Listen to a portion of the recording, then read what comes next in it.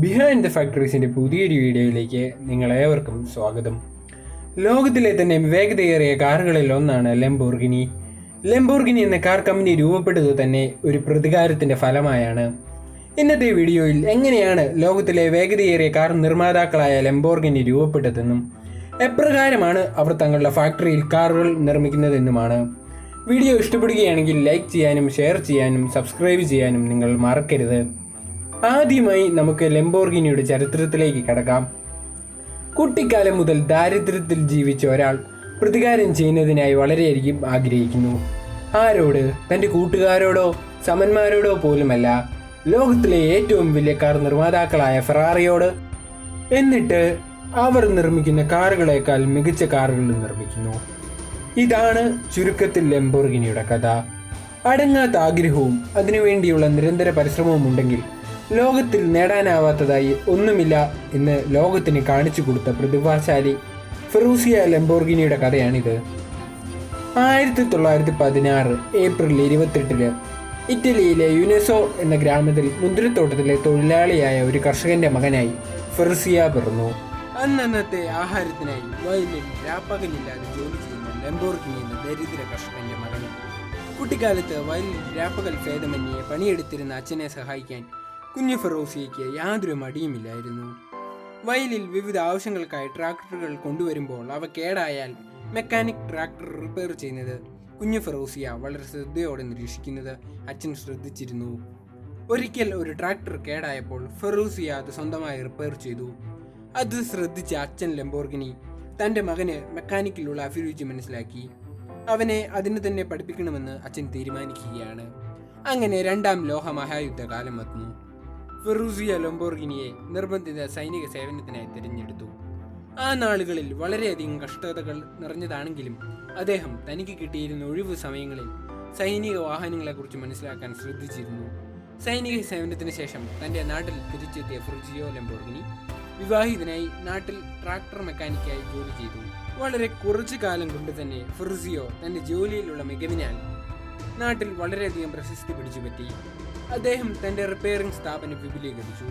സമ്പത്ത് കുമിഞ്ഞുകൂടി. പിന്നെ സന്തോഷത്തിൻ്റെ നാളുകളായിരുന്നു. പക്ഷേ ആ സന്തോഷം അധിക നാൾ നീണ്ടു നിന്നില്ല. ഭാര്യ സെലീനോ മോണ്ടി അകാലത്തിൽ നിര്യാതയായി. യുദ്ധം അവസാനിച്ച പോലെ ഫെറൂസിയയ്ക്ക് തോന്നി. വിഷാദത്തിൻ്റെ നാളുകൾ കടന്നുപോയി. ആ ഇടയ്ക്കാണ് ഫെറൂസിയയ്ക്ക് ഒരു ആഗ്രഹം ഉണ്ടാകുന്നത്. തനിക്ക് എന്തുകൊണ്ട് ഒരു ട്രാക്ടർ കമ്പനി സ്വന്തമായി തുടങ്ങിയിട്ടുണ്ടായിരുന്നു. ഒട്ടും താമസിക്കാതെ തന്നെ അതിനായുള്ള ഒരുക്കങ്ങൾ തുടങ്ങി. അദ്ദേഹം സ്വന്തമായി ഒരു ട്രാക്ടർ നിർമ്മിച്ചു. അത് അക്കാലത്ത് ഉള്ള ട്രാക്ടറുകളിലേക്കാൾ മികച്ച പ്രകടനം കാഴ്ചവെക്കുന്നതായിരുന്നു. ട്രാക്ടർ നിർമ്മാണത്തിന് ഫെറൂസിയോ ലംബോർഗിനി ഉപയോഗിച്ചത് യുദ്ധകാലത്ത് ഉപയോഗശൂന്യമായ വാഹനങ്ങളുടെ ഭാഗങ്ങൾ കൊണ്ടാണ്. അതിനാൽ തന്നെ നല്ല വിലക്കുറവുണ്ടായിരുന്നു.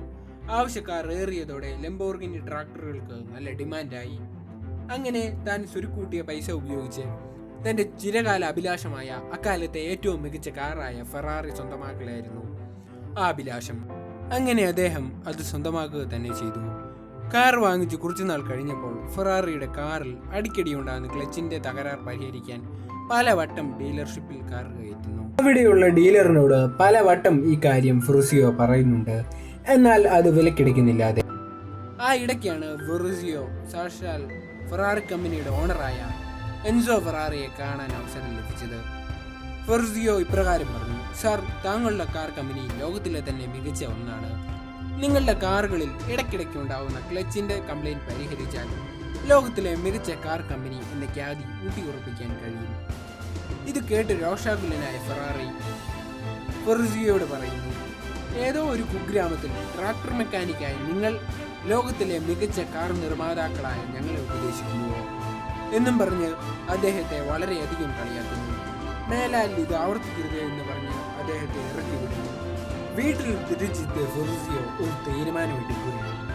അന്നേ വരെ ആരും ചിന്തിക്കാൻ ഭയപ്പെടുന്നു. ലോകത്തിലെ ഏറ്റവും മികച്ച കാർ നിർമ്മാതാവായ ഫെറാറി നിർമ്മിക്കുന്ന കാറുകളെക്കാൾ മികച്ച കാർ നിർമ്മാതാവാകണമെന്ന് അദ്ദേഹം തനിക്കുള്ളതെല്ലാം വിറ്റുപറക്കി അതിനുവേണ്ടി രാപ്പകലില്ലാതെ പരിശ്രമിക്കുന്നു. ഇങ്ങനെയാണ് ലംബോർഗിനി തങ്ങളുടെ ആദ്യത്തെ കാറായ ലംബോർഗിനി 250 GT എന്ന കാർ നിർമ്മിച്ചത്. ഇപ്രകാരമാണ് ആ കമ്പനി രൂപപ്പെട്ടത്.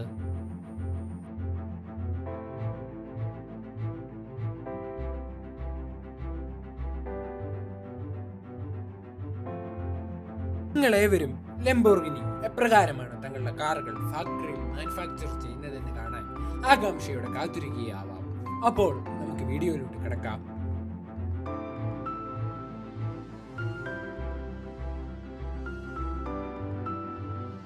ലംബോർഗിനി തങ്ങളുടെ കാറുകൾ മാനുഫാക്ചർ ചെയ്യുന്ന 2 ഫാക്ടറികളിലാണ്. ഈ 2 ഫാക്ടറികളും സ്ഥിതി ചെയ്യുന്നത് അവരുടെ ഹെഡ്ക്വാർട്ടേഴ്സായ ഇറ്റലിയിലെ സാന്റ അഗത്തയിലാണ്. ഒരു ദിവസം 6 അവന്തഡോറാണ് ലംബോർഗിനി മാനുഫാക്ചർ ചെയ്യുന്നത്.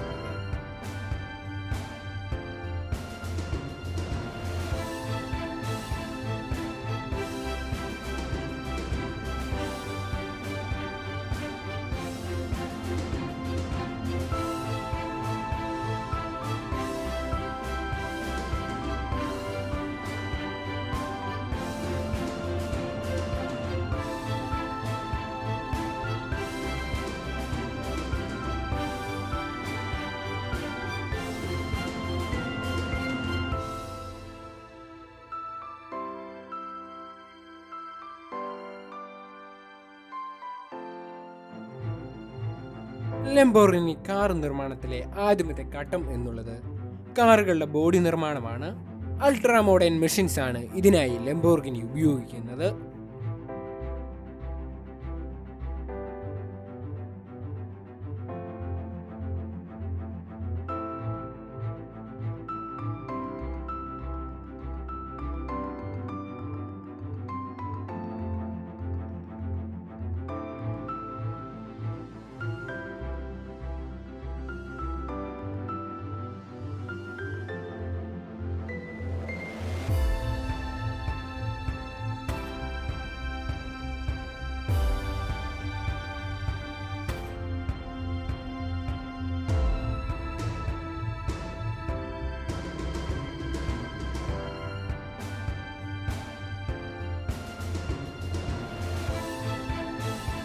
ബോഡി നിർമ്മാണ ശേഷം വിവിധ സ്പെയർ പാർട്സുകൾ വാഹനത്തിന്റെ ഉള്ളിലും പുറത്തും ഘടിപ്പിക്കുന്നു. അതാണ് അടുത്ത ഘട്ടം.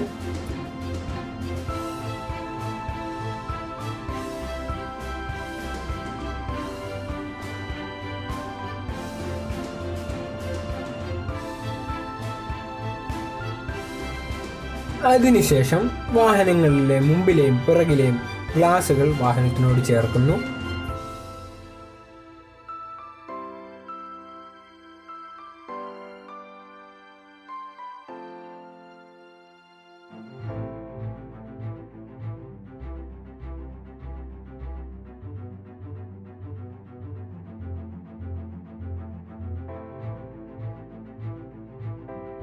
ശേഷം അടുത്ത ഘട്ടം എന്നുള്ളത് വാഹനത്തിന്റെ ബേസ് വാഹനത്തിനോട് കൂട്ടിച്ചേർക്കുകയാണ്. ഇവയെല്ലാം ചെയ്യുവാൻ ലംബോർഗിനി ഉപയോഗിക്കുന്നത് അൾട്രാ മോഡേൺ മെഷീൻസ് ആണ്.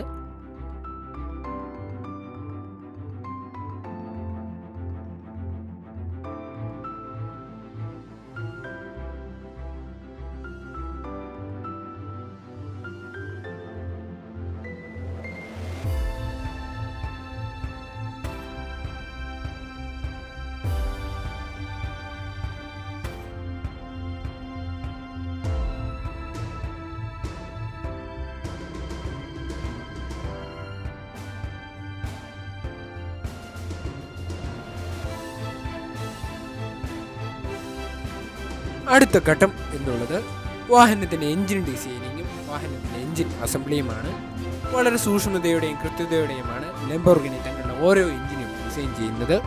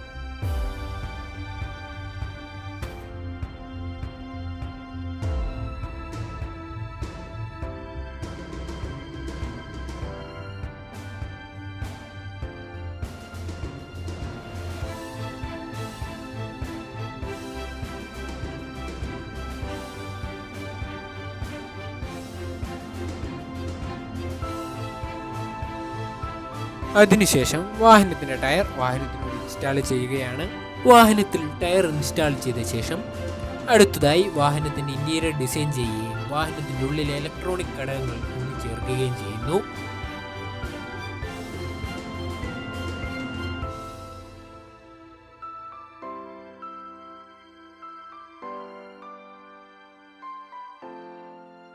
ഓരോ കാറുകളും ലംബോർഗിനി നിർമ്മിച്ച ശേഷം വിവിധ ടെസ്റ്റുകളിലൂടെ ലംബോർഗിനി അവയുടെ ക്വാളിറ്റിയും പെർഫോമൻസും ഉറപ്പുവരുത്തുന്നു. അതിനുശേഷമാണ് ഡെലിവറിക്കായി ഓരോ വാഹനവും കമ്പനിയുടെ പുറത്തേക്ക് പോകുന്നത്.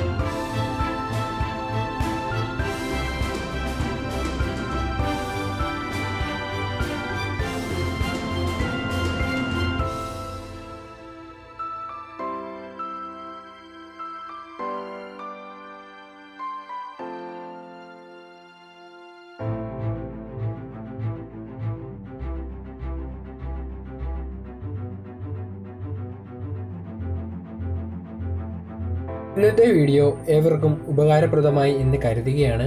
വീഡിയോ ഇഷ്ടപ്പെടുകയാണെങ്കിൽ ലൈക്ക് ചെയ്യാനും ഷെയർ ചെയ്യാനും സബ്സ്ക്രൈബ് ചെയ്യാനും മറക്കരുത്. നിങ്ങളുടെ അഭിപ്രായങ്ങൾ കമൻറ്റുകളായി താഴെ രേഖപ്പെടുത്തുക. ഇതുപോലെ മറ്റൊരു വീഡിയോയുമായി ഞാൻ വീണ്ടും വരുന്നതാണ്. അവസാനം വരെ കണ്ടതിന് നന്ദി.